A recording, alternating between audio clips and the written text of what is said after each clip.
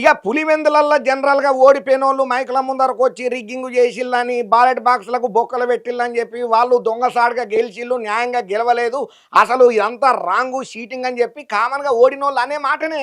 ఇక ఈ ముచ్చట్లల్లో మైకులకు పని చెప్పి నరం లేని నాలుకతోని గట్టిగానే కసిరినటువంటి జగనాల్ సార్ మీద మస్తు గరానికి రాబట్టిండు ఏపీ సీఎం చంద్రాల్ సారు. ఎంతగానం వార్నింగ్ ఇచ్చిండో తెలుసునా?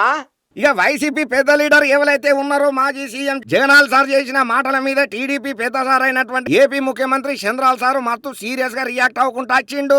జగన్ మీడియా సమావేశాన్ని చంద్రాల్ సారు టీవీలో ప్రత్యక్షంగా ఈక్షణ చేసిండట.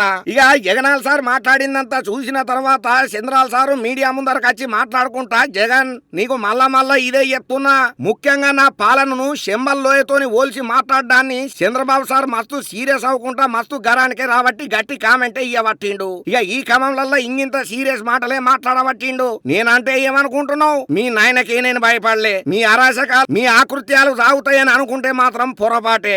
ఇవాళ పులివెందులకు నిజమైన ప్రజాస్వామ్యం వచ్చింది. పబ్లిక్ మస్తు హ్యాపీగా ఫీల్ అవుతున్నారు. ప్రజలు నిర్భయంగా వాళ్ళ ఓటు హక్కును వినియోగం చేసుకున్నారు. నీ నాయన నీ తాతల హయాంలలో ఎప్పుడైనా గింత భారీ పెద్ద మొత్తంలో పోలింగ్ అయ్యిందా? ఖబర్దార్ రాసి పెట్టుకో. నేను నీకు ఇదే చెప్తున్నా. నీ ఆటలు ఇక్కడ నుంచి సాగనీయను. ఎక్కడికక్కడ అడ్డుకట్ట చేసి తీరుతా. నీకు దిక్కున్న చోట చెప్పుకో అని చెప్పి సంచలనమైన కామెంట్లే. ఆయన జీవితంలో కూడా ఎన్నడూ మాట్లాడని మాటలు చంద్రాల్ సారు మాట్లాడిండు అయ్యా. ఇంకా అంతనే కాదు, పులివెందుల ఏమైనా పాకిస్తాన్ లో ఉన్నదా?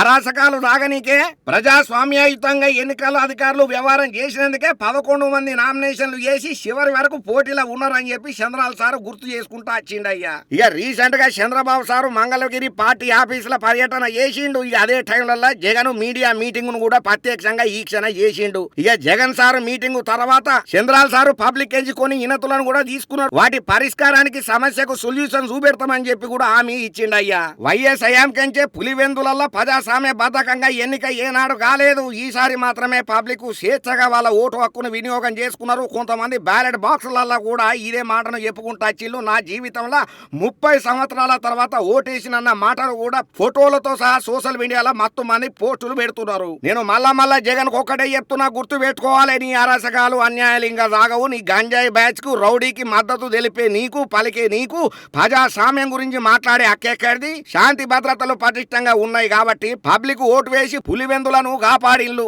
అని చెప్పుకుంటా వచ్చిండయ్యా చంద్రాల్ సారు. ఏదేమైనా జగనాల్ సారు కంచుకోటైనటువంటి వైసీపీ పార్టీకి పెద్ద దెబ్బనే పడ్డది. టీడీపీ ఇంత భారీ పెద్ద ఎత్తున ఫోకస్ పెట్టి గెలుచుడుతోనని చెప్పి మస్తు మంది తారీఫ్ చేసుకుంటా కితాబులు ఇవ్వబట్టిండ్రు. ప్రతి ఒక్కరైతే సంబురంలోనే ఉండబట్టిండ్రయ్యా.